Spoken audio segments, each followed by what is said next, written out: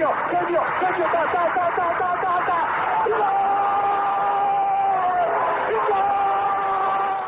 Bergkamp neemt de bal aan. Dennis Bergkamp.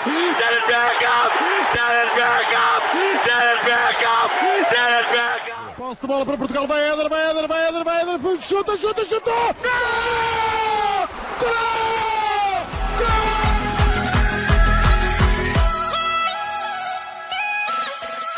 Olá pessoal, bem-vindos a Bola ao Meio, podcast que aborda os temas do momento, sem fintas, mas com muitos golos.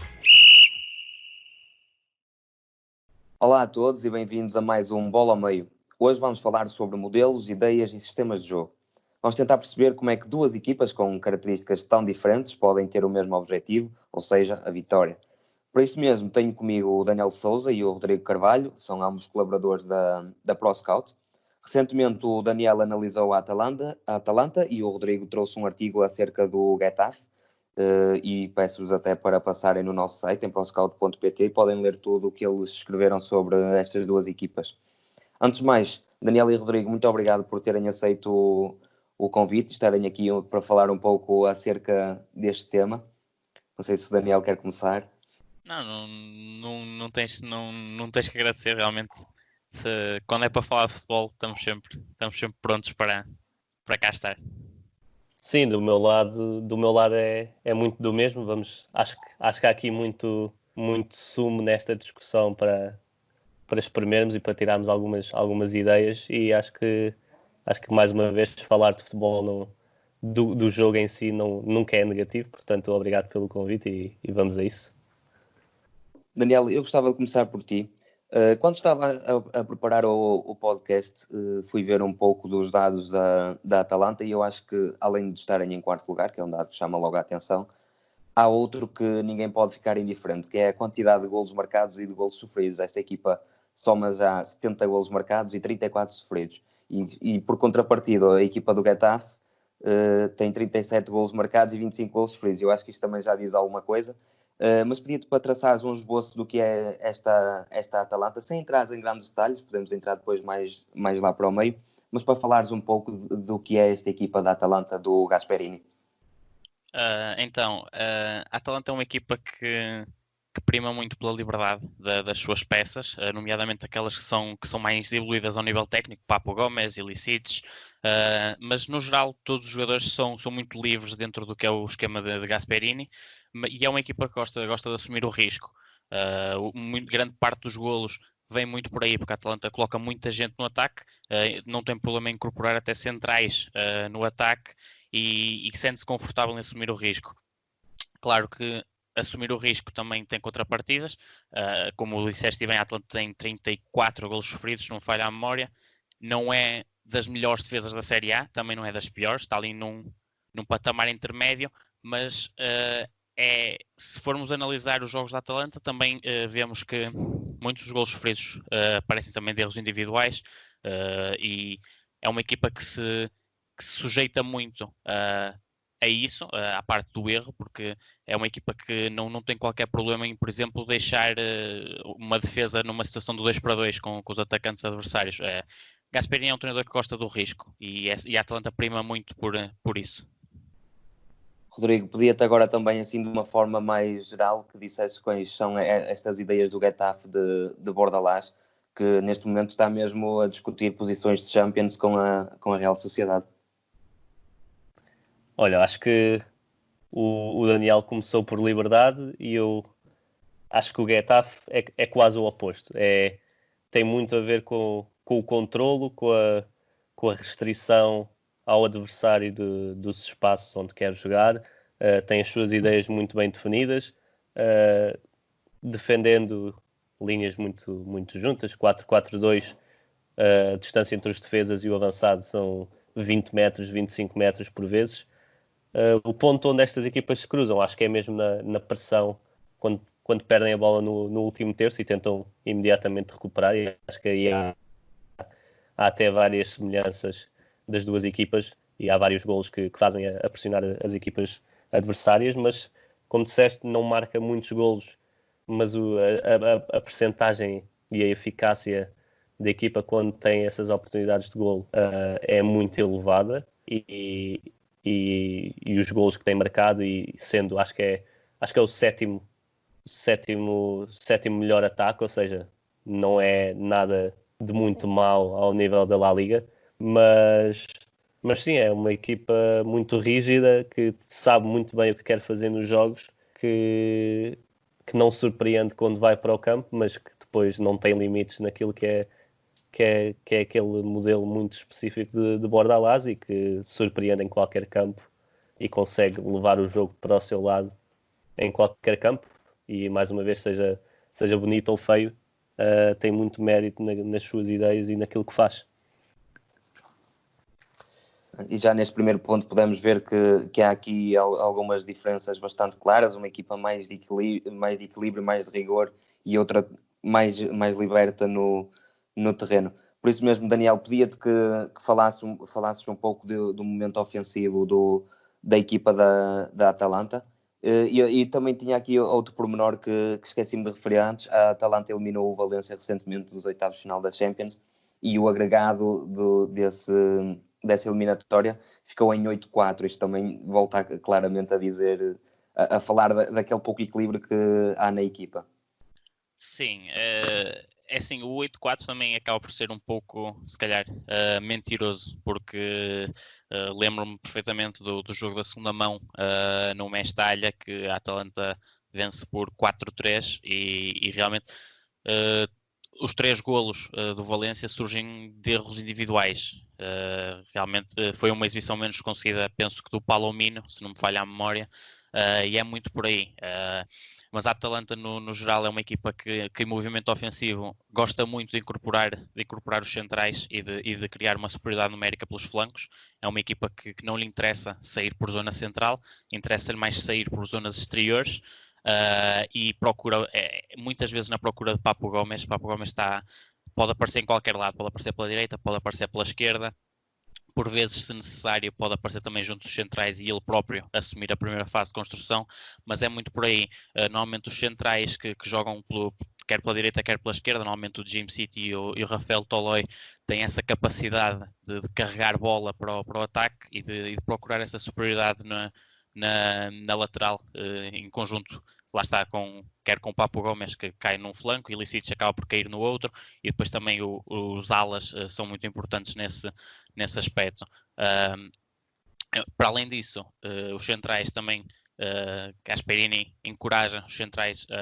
a procurarem queimar linhas de pressão, a tentarem os passos verticais para aquele espaço entre linhas onde jogadores como Gomes e Ilicic podem receber, orientar-se para a baliza e dar seguimento ao ataque. E depois é uma equipa que, assim que perde a bola, tenta rapidamente aquele pressingzinho de alguns segundos em que tentam chegar perto e impedir logo ali a saída para o contra-ataque, quer com falta, quer com recuperação. Nesse aspecto há peças muito importantes. Aliás, se formos ver os médios centro, normalmente o De Roon e o Freuler são mais virados para esse momento do jogo, não dão tanto à equipa no momento com bola, até porque lá está, a Atalanta prefere sair por fora, mas estão prontos para o momento em que se dá a perda, serem os primeiros a saltar nessa pressão. E se formos ver as estatísticas, vemos que Martin de Roon, por exemplo, tem 50 recuperações de bola no meio campo ofensivo esta temporada, e por aí também se vê um bocadinho do que é esta importância dos médios centro de Gasperini na parte da pressão, deixando para uma participação mais com bola o papel daquele 10, daquele falso 10 que é Pasalic habitualmente. Exatamente. Rodrigo, passando agora para ti e à questão do Getafe, eu também já notei aqui alguma diferença entre as duas equipas. O Daniel estava a falar da influência do Papo Gomes e também do Ilicic na frente de ataque. Eu estive a ler o teu artigo e tu falas que no Getafe os avançados são usados como referência, são avançados-alvo, digamos. Como é que se comporta esta equipa também neste momento ofensivo, de organização e transição ofensiva? Assim, o Getafe acho que o treinador, o Bordalás, já referiu isso mesmo, que se ele puder chegar à baliza contrária em apenas 2-3 passos, não vai pedir aos jogadores para fazer outra coisa. E eu acho que isso é claramente, é óbvio quando quando vês o Getafe a jogar é que tentam sempre chegar o mais rapidamente possível à baliza contrária. Não há tantos momentos de organização ofensiva, apesar de os haver, e o Getafe passa muito tempo no seu último terço, seja a defender ou mesmo a atacar. É das equipas com maior percentagem de ações no último terço comparado com os seus 2 outros terços, ou seja, passa muito tempo, seja a pressionar, seja a tentar marcar o gol no último terço, e é uma equipa que tenta chegar ao gol rápido, que usa os diferentes avançados que tem usado, e isso há vários que já por lá passaram, Ángel Rodrigues, tens Jorge Molina, Jaime Mata, todos eles passam pela frente, o Daverson que jogou em Portugal, e os primeiros passos da equipa quando tenta sair para o ataque rapidamente passam pelos seus avançados, atrai os defesas contrários, e depois tem 2 setas, o Cucurella e o Niom, normalmente, que não param o jogo todo de cima a baixo no flanco. Eu não diria que eles são extremos, eles são médios ala, ajudam muito a defender, são dos jogadores que pressionam mais da equipa. E depois os 2 médios centro, Maximovic e Arambarri, equilibram, apoiam um de cada vez se possível ou se necessário, mas são muito fixos nas suas linhas. A equipa chega com vários homens à área contrária por vezes, que aposta muito nos cruzamentos e tem sempre 3 jogadores na área, às vezes 4, mas é muito equilibrada. Os laterais apoiam o suficiente no ataque e com poucos homens conseguem fazer muito e chegar muitas vezes à área contrária, e ataques muito rápidos, como eu já falei. Portanto, é um bocado o oposto da Atalanta. Daniel, e agora passando para o comportamento defensivo, podemos dizer que é aqui que está o ponto fraco da Atalanta, porque acaba por ter tanta gente balanceada para o ataque, que se não recupera logo naquela primeira fase, naquele primeiro pressing, pode acabar por estar descompensado atrás, não é? Exatamente. É o risco de Gasperini, é o preço a pagar para querer ter gente no ataque e ter mais possibilidade de chegar ao golo. O preço é uma eventual perda de bola, abrir uma autoestrada, e também daí é necessário essa disponibilidade física dos jogadores para continuarem na pressão mal perdem a bola, e para estarem numa constante correria durante todo o jogo é complicado. Há momentos em que a Atalanta tem que se retrair para recuperar forças, porque não há equipa que consiga pressionar 90 minutos em cima, mas o facto de também tirar alguma importância a de Rooney e Freuler com bola, preparando-os já para o momento em que vai ficar sem ela, também ajuda a Atalanta a ser melhor sucedida nas recuperações no meio campo adversário, e a Atalanta recupera muita bola no meio campo adversário. Mas, exatamente, se a Atalanta não consegue recuperar a bola dentro de segundos, fica muito exposta, abre muito espaço entre linhas, há todo um buraco entre De Roon e Freuler e os centrais, e é essa zona que a Atalanta tenta controlar de alguma forma, tentando obrigar a equipa adversária a lateralizar, mas que por vezes revela alguma dificuldade em fazê-lo. Há aquela tendência de um dos centrais saltar logo no espaço entre linhas naquele jogador que se prepara para receber lá, e a preocupação da Atalanta em momento defensivo, quando tem a defesa alta, é exatamente essa, é não deixar que alguém entre linhas consiga receber e orientar-se de frente para a baliza, e é uma equipa que não tem problema em recorrer à falta se tiver que o fazer. Quando tem bloco mais baixo, aí é completamente diferente. Aí a Atalanta normalmente monta bem as suas linhas, uma linha de 5 atrás, com Freuler e De Roon na frente da linha de 5, depois Papu Gomes e Pasalic alinham-se no centro, e depois Ilicic na frente, mas lá está, a Atalanta tem bloco baixo, não tem problemas em pôr os 11 a defender. É uma equipa que se consegue moldar, e acho que esta palavra é chave no que é o processo defensivo da Atalanta. É uma equipa que gosta de se moldar àquilo que é o esquema adversário. Dou o exemplo do jogo com o Milan. A Atalanta normalmente pode defender com 2 avançados, digamos assim. Normalmente Gomes pode se juntar ali ao Ilicic, ou pode estar mais atrás com Pasalic. Vai havendo sempre essa nuance, mas o jogo com o Milan foi diferente, porque o Milan fazia uma saída a 3, e então aí Gasperini arrisca. Se o Milan sai a 3, então a Atalanta coloca 3 homens também na frente de forma a garantir a igualdade numérica. É uma equipa que procura exatamente isso, procura sempre a igualdade numérica de forma a condicionar ao máximo as linhas de passe adversárias. Muito bem, Daniel. Rodrigo, eu notei que tu na resposta anterior falaste que as duas equipas aproximavam-se muito, era no momento de pressão. É aí que as duas ideias dos técnicos se aproximam. Mas o que é que achas que o Getafe, por exemplo, tem de diferente da Atalanta para conseguir o tal equilíbrio? É o facto de defender em 4-4-2, por exemplo, ou neste caso o sistema de jogo não tem nada a ver com essa situação? Eu acho que o sistema, claro que é uma diferença bastante visual e que é fácil de notar, mas acho que acima de tudo é que a Atalanta gosta de defender longe da sua baliza. Quanto mais longe estiver, mais confortável se vai sentir, e isso é algo que várias equipas tentam fazer, e o Getafe não o faz dessa forma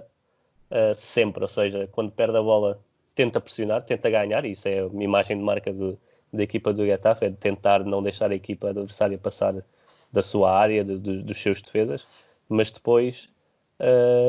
se tiver que recuar, se tiver que quase ignorar o portador da bola e recuar e organizar as suas linhas, faz isso sem qualquer problema. Se tiver que ter os defesas apenas a 5, 10 metros da linha da grande área e depois partir daí as suas linhas para pressionar, também o vai fazer. E a grande, para mim, e algo que eu destaquei muito no artigo, é a maneira como o Getafe quase que impede as equipas adversárias de entrarem no espaço entre os seus jogadores. Deixam as equipas controlar a posse à volta, obrigam a fazer passos para o lado ou passos recuados, e cada vez que há um passo recuado a equipa vai subindo. Muitas equipas contra o Getafe têm os seus índices de posse de bola mais elevados da época quase,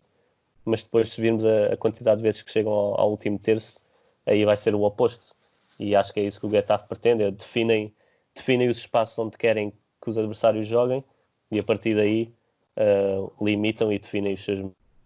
momentos para pressionar. Daniel, a Atalanta não tem qualquer tipo de problema em mudar os sistemas de jogo, e tu no artigo referes logo isso no início, mas há uma questão que nunca muda, que são os três centrais. O facto da Atalanta poder mudar de sistema de jogo, quer dentro do próprio jogo, dentro dos próprios 90 minutos, ou então desta jornada para a próxima, não pode também interferir um pouco nos princípios daquilo que... nos princípios da equipa, ou achas que não interferem de modo algum? Não acredito que interfiram de modo algum, porque esta equipa Atalanta, Gasperini, e também recuperando um pouco, que foi um conceito que tivemos presente na live com o Mr. Carlos Carvalhal, a Atalanta é também uma equipa que joga em função de conceitos e não tanto de sistemas, e a liberdade que Gasperini dá aos jogadores permite que seja complicado para o adversário ler o esquema tático da Atalanta. No papel pode aparecer um 3-4-2-1 ou um 3-4-1-2, mas depois dentro de campo toda a mobilidade das peças e tudo aquilo que Gasperini lhes permite fazer, passa a expressão, soltar-lhes as amarras, torna muito complicado prever, porque a Atalanta é capaz de passar por vários esquemas ao longo da partida. Pode passar no 3-4-3, pode passar no 3-5-2, é acima de tudo através da mobilidade de Papu Gómez, porque tanto pode aparecer como falso 9, pode aparecer como extremo, pode aparecer como 10, é a imagem, Papu Gómez é a imagem do que Gasperini quer dos seus jogadores. E se formos ver, por exemplo, o mapa de calor de Papu Gómez ao longo desta temporada, vemos muito vermelho, ou seja, muita presença em quase tudo que é meio campo ofensivo, tanto de um lado como do outro. E vai muito por aí. Eu acho que a Atalanta não se prende tanto, não joga tanto em função do que é um esquema tático, mas joga sim em função de conceitos. E esses conceitos vão permitindo que a equipa se vá transformando com pequenas nuances e passe por várias fases ao longo do jogo, e torne mais difícil para um adversário adaptar-se a essas fases e também encaixar em termos defensivos.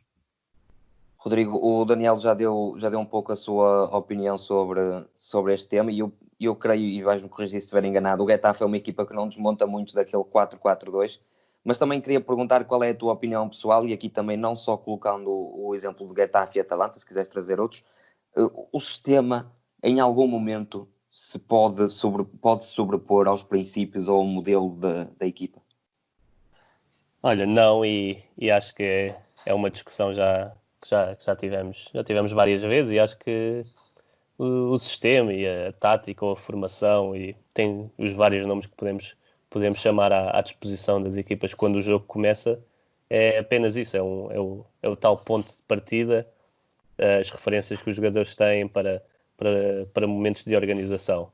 Mas no jogo não existem só momentos de organização, existe um caos quase que as equipas tentam ordenar, e acho que é a partir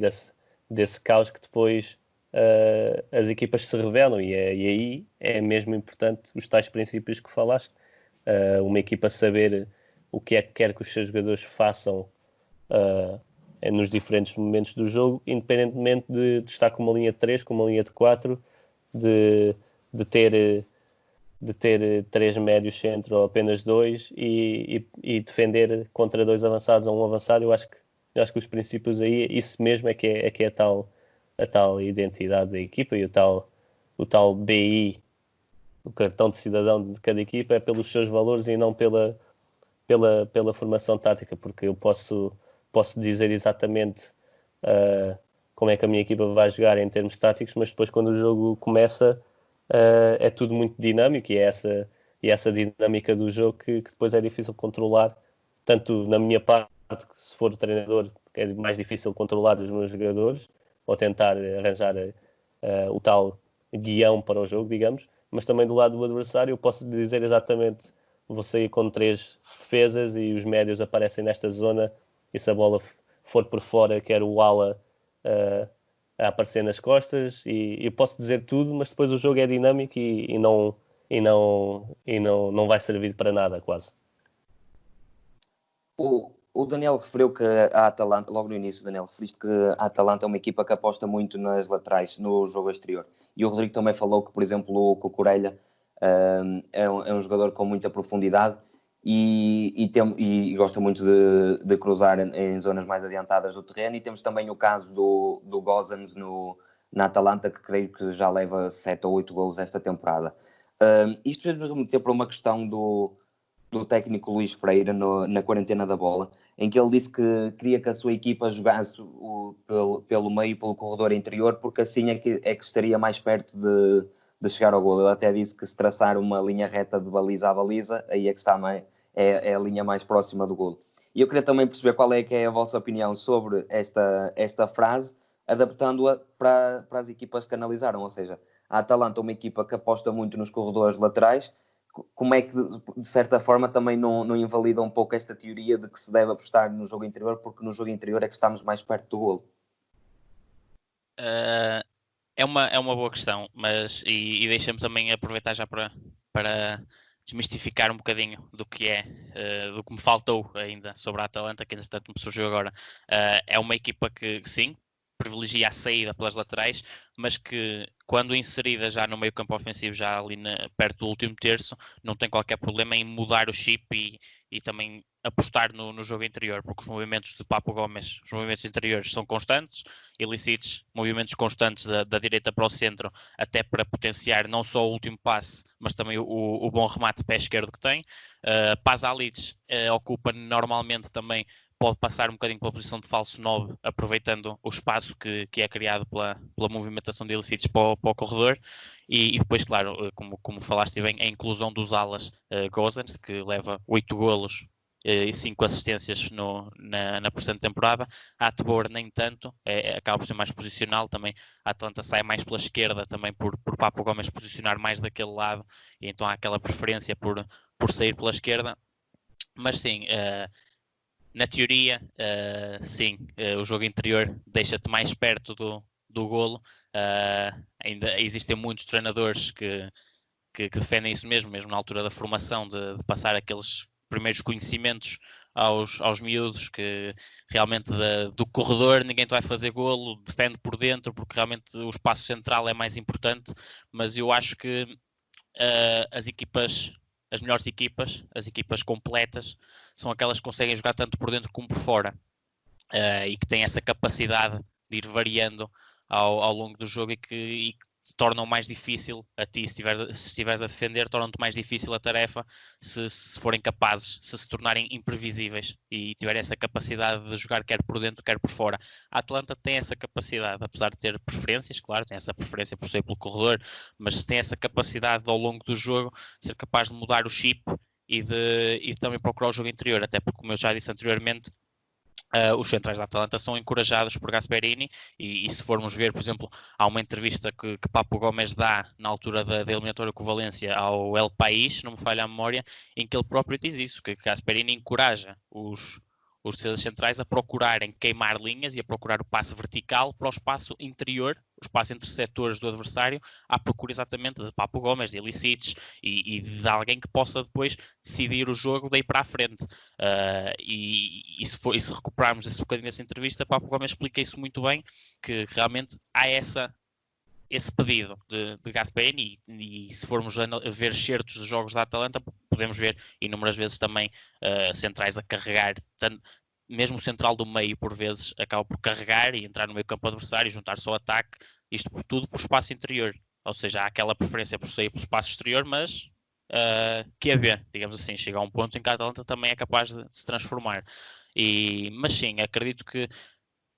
hajam treinadores que tenham essa preferência de sair pelo espaço interior, considerem mais fácil e realmente queiram que as suas equipas optem mais pelo jogo interior, mas é como já disse, a Atalanta é uma equipa completa e é uma equipa que tem os resultados que tem, porque é capaz de se moldar, é capaz de sair por dentro, sair por fora e é capaz de correr, não tem problemas em correr esses riscos. Rodrigo, fazia-te a mesma pergunta, sabendo que também já referiste o caso dos médios ala do Cucurella e do Niom.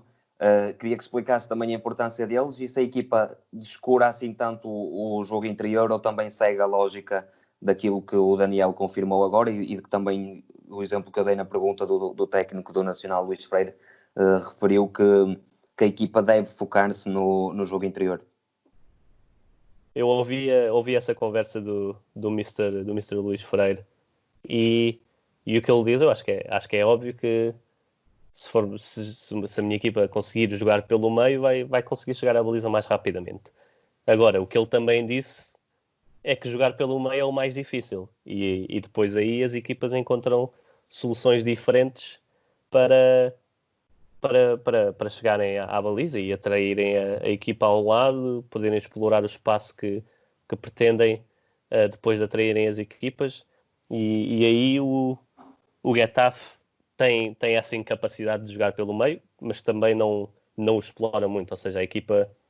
e isto tem muito a ver com a mentalidade do Bordalás, que é a equipa não se expõe a riscos, ou seja, não tenta mesmo jogar pelo meio porque sabe que é mais difícil e aí tenta jogar pela ala, é mais previsível nesse aspecto ofensivo, mas com rasgos individuais, com a criatividade Cucurella, com a explosão do Niom e com os avançados que têm alguma qualidade nos apoios e a saberem jogar em espaços curtos. Eu acho que é muito por aí que passa, é pela qualidade dos avançados. Eu acho que é por aí que o Getafe se consegue quase superar com bola, apesar de não existir um padrão tão óbvio como existe na Atalanta. Acho que é muito por aí, vai pelo espaço que os adversários lhe dá e a partir daí tenta muito através de jogadas individuais, de situações de cruzamento, criar o maior número de oportunidades possíveis. Daniel, ambos os treinadores, se não me engano, tanto o Gasperini como o José Bordalás entraram na equipa na época 16-17. Isto quer dizer que já estão na equipa quase há 4 anos. De que forma é que também o facto de estarem há bastante tempo e na mesma equipa é que não acaba por consolidar ainda mais a sua ideia e não acaba por ser importante também? É assim, claro que o tempo que Gasperini está em Atalanta, claro que ajudou à consolidação destes processos e vou recuperar mais um bocadinho daquilo que foi a conversa com o Mr. Carlos Carvalhal, que que o próprio mencionou que passou pelo mesmo agora quando chegou ao Rio Ave. Quando se introduz uma proposta tão arrojada, uma proposta de jogo tão arrojada, é preciso tempo. É preciso tempo para realmente convencer os teus jogadores e para os fazeres acreditar que aquilo que tu estás a fazer vai dar resultado, que os vai valorizar a eles, que vai pôr a equipa a jogar bom futebol e que toda a gente vai sair melhor do que aquilo que era antes neste caso, de Gasperini ter chegado. Claro que tomou o seu tempo, mas está agora a colher todos os frutos. E um esquema como este da Atalanta, onde corres imensos riscos, onde estás predisposto a dar tanta liberdade a tantas unidades ao mesmo tempo, é complicado. É um processo que demora, é um processo que tem que ser muito, muito bem pormenorizado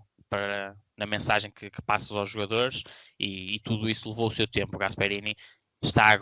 chegou em 2016 também, penso que estás correto, não tenho agora aqui os dados, mas tenho essa ideia que chegou por volta dessa altura. Portanto, estamos em 2020, vou considerar 2019 foi quando começou a temporada. 3 anos, foram 3 anos em que a Atalanta já ia dando mostras de que realmente havia ali qualquer coisa. A equipa tem vindo a crescer de época para época, mas realmente acho que todo o processo, todo o esquema de Gasperini atingiu o seu ponto alto de maturação esta temporada. E é todo um processo que iniciou e que finalmente agora os jogadores estão totalmente adaptados. E se formos também analisar as contratações da Atalanta, são contratações cirúrgicas, não tão caras assim. Eu, por exemplo, vou dar o exemplo do Gosens, que custou menos de 1 milhão de euros, e basta vermos os jogos da Atalanta para ver a importância que tem neste esquema de Gasperini. Portanto, acho que a receita passa muito por aí. O tempo que estás num clube ajuda, claro que ajuda, quando tens uma proposta destas tão complexa, que necessita de tempo para entrar na cabeça dos jogadores. E depois também há aqui o trabalho de scouting da Atalanta e em termos de abordagem ao mercado, contratações cirúrgicas com baixo orçamento, que a Atalanta acaba por não gastar assim tanto dinheiro, mas contrata tudo o que precisou e os resultados estão à vista. Essa era uma questão que eu também tinha guardado para seguir, mas posso fazer-te já a ti também, Daniel, já que estás a pegar nesse tema. Achas que os jogadores é que se devem adaptar à ideia do treinador, ou o clube já deve contratar consoante aquela ideia? Assim, o clube contratar consoante uma ideia também depende muito daquilo que é o projeto que o clube, na minha opinião, depende muito daquilo que é o projeto que o clube tem, quais são as aspirações do clube para com o treinador, porque cada treinador vai ter a sua ideia de jogo, e claro que neste caso, tendo Gasperini, as contratações têm que ser feitas de acordo com a ideia do treinador. Acho que faz todo o sentido. Não vais dar um plantel a um treinador com o qual ele não consegue colocar aquilo que quer colocar em prática. Acho que tem que haver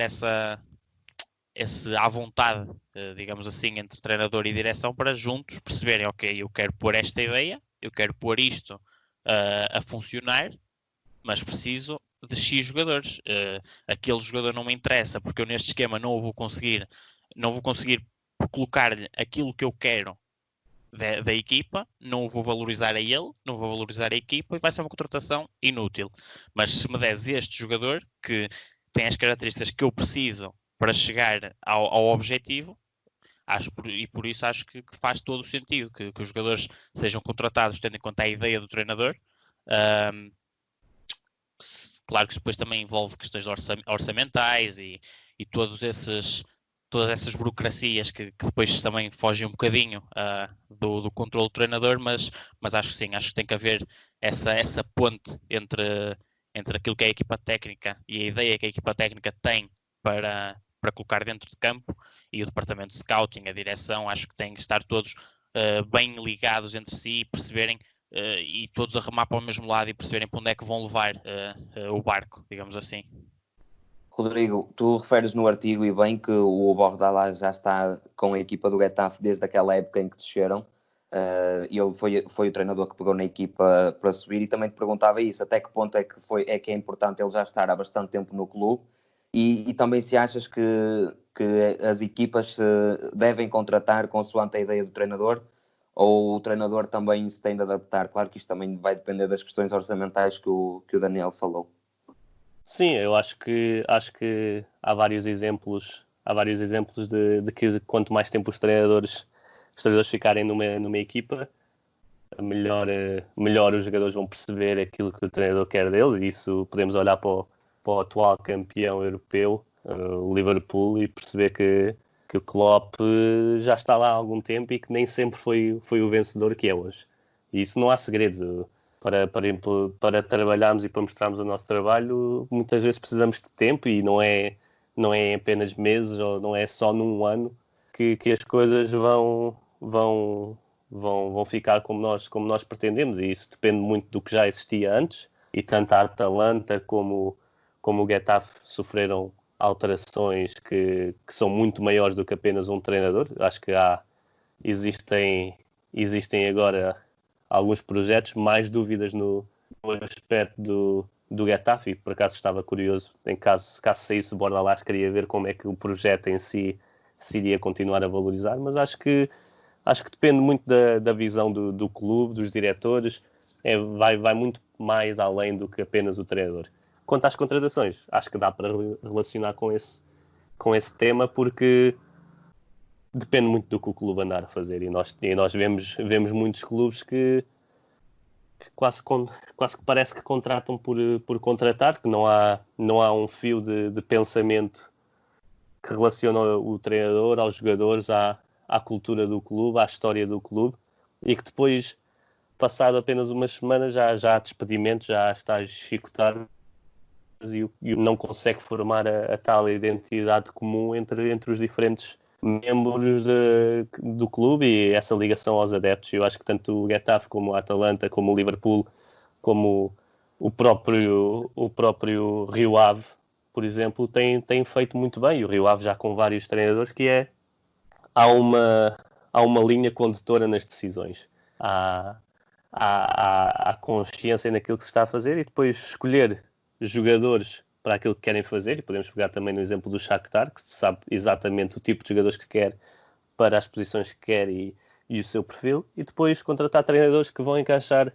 nessa visão do clube. Acho que nunca pode ser o contrário, nunca pode ser contratar um treinador que depois vai decidir tudo, porque isto já é algo muito, muito falado, mas os treinadores vão acabar por sair do clube. E os exemplos de Wenger e de Alex Ferguson são muito raros. Ou seja, quando o treinador vai embora, tem que ficar qualquer coisa para o clube, e acho que é por aí que as decisões devem ser tomadas. Daniel, continuando nesta questão dos jogadores, sentes que os jogadores, por exemplo, da Atalanta e também até os do próprio Getafe, conseguiram ser valorizados, apesar de uma ideia completamente diferente, tanto entre uma equipa como da outra? Sim, eu penso que sim. Quando todo um esquema de uma equipa tem sucesso, toda a gente sai valorizada, sai o treinador, saem os jogadores, porque E eu queria só acrescentar uma coisa. Sim. Desculpa, Daniel. Por exemplo, temos os jogadores como o Ilicic e o Papo Gomes, que já não caminham para novos, e eu penso que agora é que estão no ponto alto da carreira, não é? Sim, e Ilicic está a fazer provavelmente a melhor temporada de toda a carreira, e Papo Gomes tem vindo a crescer ano após ano e está a um nível altíssimo também. Mas voltando ao início, sim, acho que no final de contas os resultados é o que conta. E aí neste caso temos aqui dois exemplos, a Atalanta e o Getafe, dois exemplos muito distintos de como se pode chegar a um mesmo objetivo, que é o bom resultado, seja a jogar mais bonito, como faz a Atalanta, seja a jogar mais, não queria dizer feio, mas de uma forma mais rígida e mais contida, como faz o Getafe, mais calculada. E acho que os jogadores saem valorizados, porque depois também existem várias equipas com ideias diferentes, e os jogadores da Atalanta saem valorizados e claramente vão chamar a atenção de equipas onde haja um estilo assim parecido, um estilo mais ofensivo, mais solto, com maior liberdade, e os jogadores do Getafe também podem ser valorizados para equipas que sigam uma linha parecida, uma linha de uma equipa mais organizada, uma equipa mais defensiva e de um futebol mais direto. E acho que sim, acho que independentemente daquilo que é a ideia de cada treinador e de cada equipa, a partir do momento que esta tem sucesso, acho que sai toda a gente valorizada. Sai o treinador, porque sai com bons resultados e não, depois torna-se complicado dizer que fez um mau trabalho, porque o que importa no fim, como já disse, é o resultado. Se chegou ao resultado, o meio acaba por passar para segundo plano, porque no final de contas o que segura um treinador num clube não é se joga bonito ou se joga feio, é se ganha ou se perde. E temos que o admitir, temos que ser pragmáticos e dizê-lo, por mais que gostemos todos de ver futebol bonito e que gostássemos que todas as equipas jogassem para a bancada, passa a expressão, futebol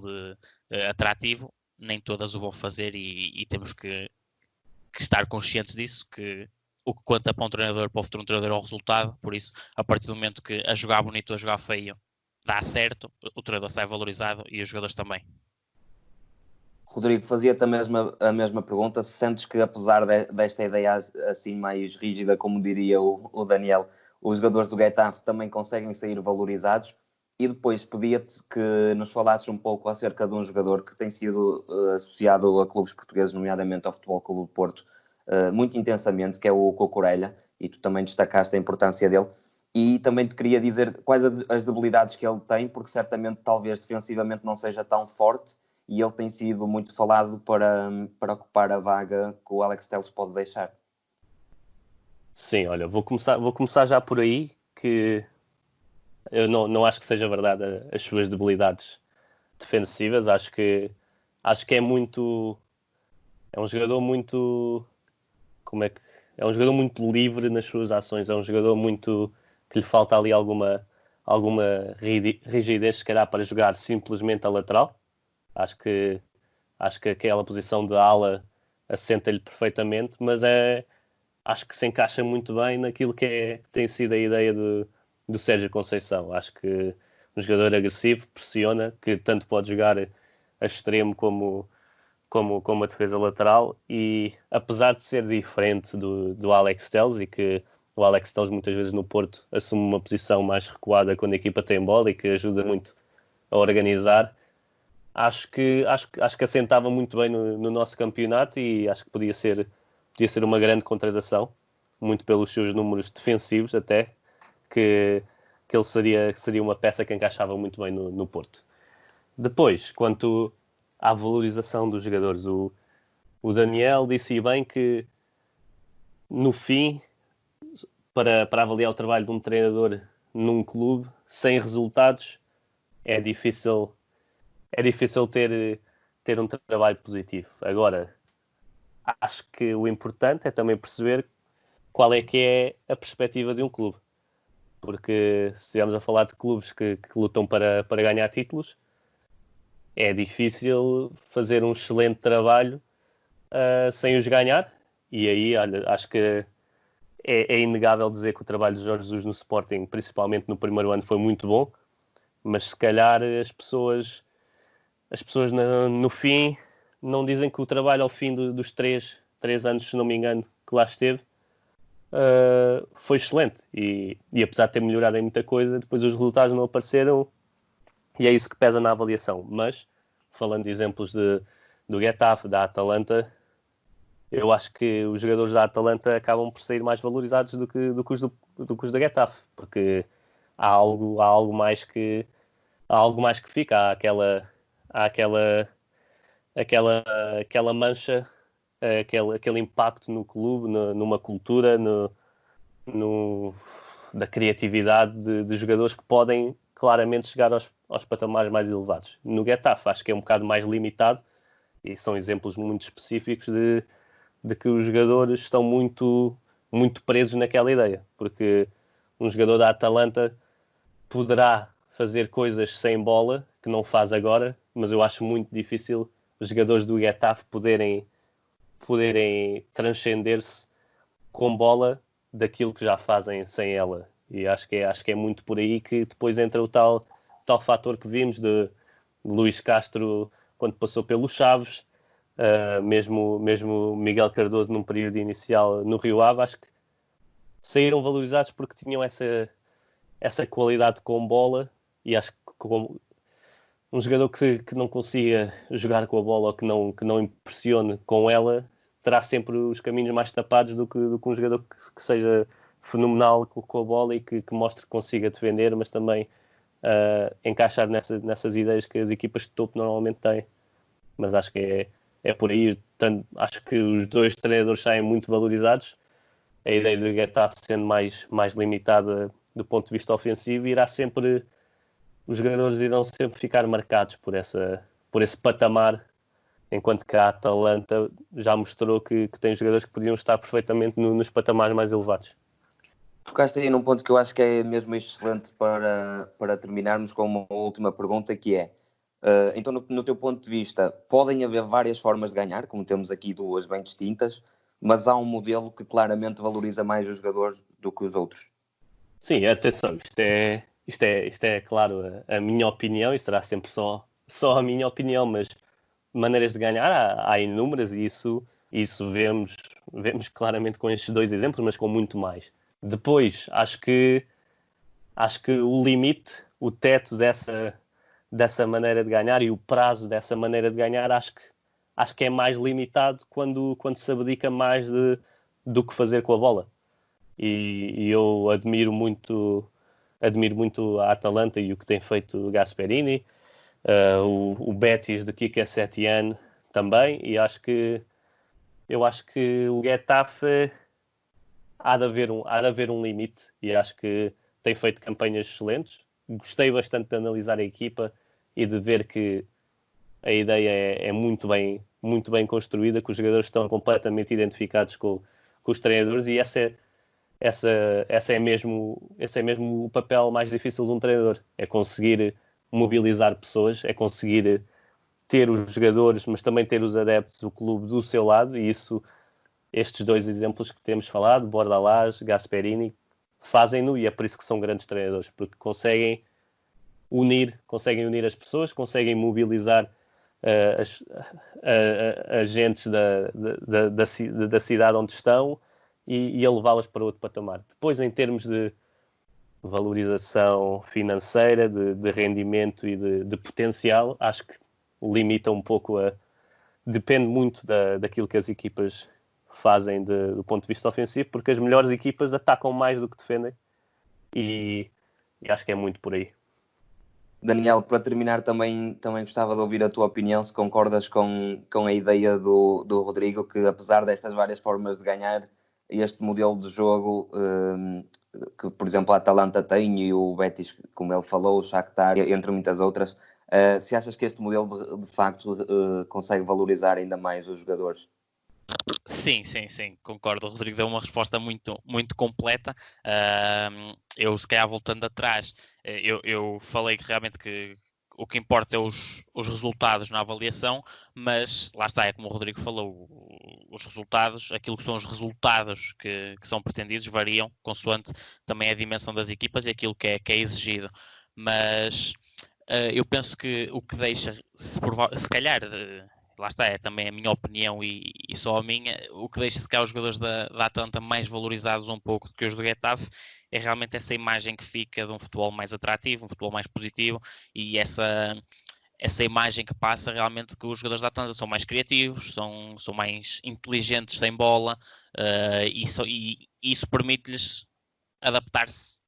mais facilmente a outras ideias, ter essa capacidade de se adaptarem noutros contextos, noutros clubes, noutros esquemas, e se calhar os do Getafe vão ter mais essa dificuldade, porque lá está, estão ali presos a uma ideia tática muito, eu não queria dizer redutora, mas também está-me a faltar uma melhor palavra. Realmente é uma ideia muito, é só aquilo, é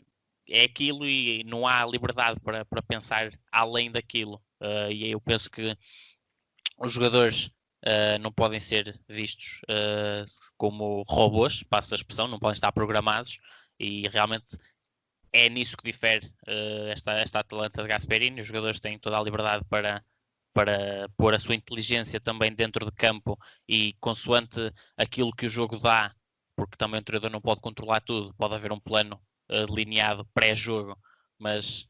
tens de estar pronto para te adaptar àquilo que o jogo te vai dar. E acho que aí a Atalanta ganha muito, porque Gasperini também dá essa liberdade aos seus jogadores para lerem o que é que está a acontecer dentro do campo e reagirem consoante consoante o que acontece, e cada jogador, lá está, em situações idênticas, jogadores diferentes vão pensar de maneira diferente, vão fazer coisas diferentes, e no Getafe não noto tanto isso. Eu li o artigo do Rodrigo da análise ao Getafe, vi alguns jogos desta temporada, confesso que não muitos, mas a ideia que fiquei é que realmente não há muito espaço para a imaginação, digamos assim, dos jogadores. É muito a ideia de Bordalás, e o Rodrigo que analisou melhor do que eu essa equipa, que me corrija se estiver errado, porque poderei estar a cometer algum erro, mas a ideia que fica é realmente que não há esse espaço para pensar fora da caixa dos jogadores do Getafe, e isso é algo que eventualmente aqueles jogadores saindo para outra realidade, para outro contexto, para outra ideia, vão ter dificuldade em adaptar-se a uma nova ideia, porque não desenvolveram essa capacidade de decidirem por si só, de pensarem o jogo, porque estão presos àquilo que é a ideia de Bordalás, aquela ideia rígida, aquele 4-4-2 rígido, sem grande liberdade tática, e aí penso que ganham um imenso os jogadores da Atalanta por Gasperini também lhes dar o espaço para eles crescerem por si só dentro de campo, para crescerem sozinhos, aprenderem sozinhos com os seus erros. Rodrigo, não sei se queres só acrescentar mais alguma coisa ou se já podemos terminar. Não sei se queres acrescentar alguma coisa a esta opinião do Daniel. Não há muito a acrescentar. São dois treinadores que têm feito excelentes trabalhos, e a arte de atacar, por vezes, pode ser tão bela como a defender, e o oposto. Acho sim que é muito mais difícil atacar bem e atacar contra qualquer equipa do que defender. E isso o processo ofensivo requer muito mais, apenas requer mais um elemento, mas esse elemento tem muito peso, que é a bola, e é conseguir desmontar os adversários e controlar o jogo da maneira como queremos, que acaba por ser essa a vantagem, e que depois acaba por valorizar os jogadores, que é, tendo a bola, a decisão está do nosso lado. E a partir daí o limite de ações e de imaginação e de criatividade é muito mais amplo do que sem ela. E acho que é esta frase, acho que vou terminar com esta frase, porque dando mérito tanto a Bordalás como a Gasperini, acho que depois, em termos de valorização, acho que o ataque e a manobra ofensiva das equipas elevará os jogadores para as equipas de topo, porque são as que costumam atacar mais e as que têm a necessidade de ter mais imaginação e criatividade contra equipas que preferem estar sem bola. E terminas muito bem, Rodrigo. Muito obrigado aos dois por terem estado cá. Eu relembro os nossos ouvintes que podem passar no nosso site e lerem os vossos artigos e muitos outros. Não sei se querem deixar também uma mensagem nestes tempos que não são nada fáceis aos nossos ouvintes para terminarmos. Não há muito a dizer, realmente é como já disseste, são tempos difíceis. Deixar apenas uma mensagem de muita força. Não vou dizer que o pior já passou, porque nesta altura ninguém sabe bem a dimensão do problema, nem quanto tempo levará, mas acredito que estamos a caminhar no rumo certo, e a mensagem é mesmo essa, é que as pessoas continuem a cumprir todas as medidas que têm sido recomendadas, continuem a ter cuidado, mantenham-se sempre seguros, e vamos ultrapassar isto tudo. Olha, do meu lado deixo a mensagem do Daniel, que as pessoas cumpram tudo o que seja ordens de quem sabe mais sobre o assunto do que nós, e acho que caso não tenham muito para fazer, caso a vossa quarentena esteja muito limitada, já sabem que podem ver os nossos artigos da ProScout, podem ouvir os nossos podcasts, ver as nossas lives que têm tido muita afluência e que têm sido muito interessantes, e também subscrever o nosso canal no YouTube, onde temos vídeos de jogadores, de análise a equipas, que pode ser muito interessante e que pode ajudar a quebrar esta rotina que já dura há quase 50 dias para alguns de nós, e acima de tudo ter saúde e é saber aproveitar este momento de dificuldade para evoluirmos, seja isso como for, e deixo esta mensagem de apoio para toda a gente, se ainda estiverem a ouvir, que eu acho que se alguém nos ouviu até agora, merece todas as palavras de carinho. Rodrigo, e depois desta tua promoção no fim, um pouco mais me resta a acrescentar do que dizer às pessoas para ficarem em casa e para continuarem a seguir-nos. Até à próxima.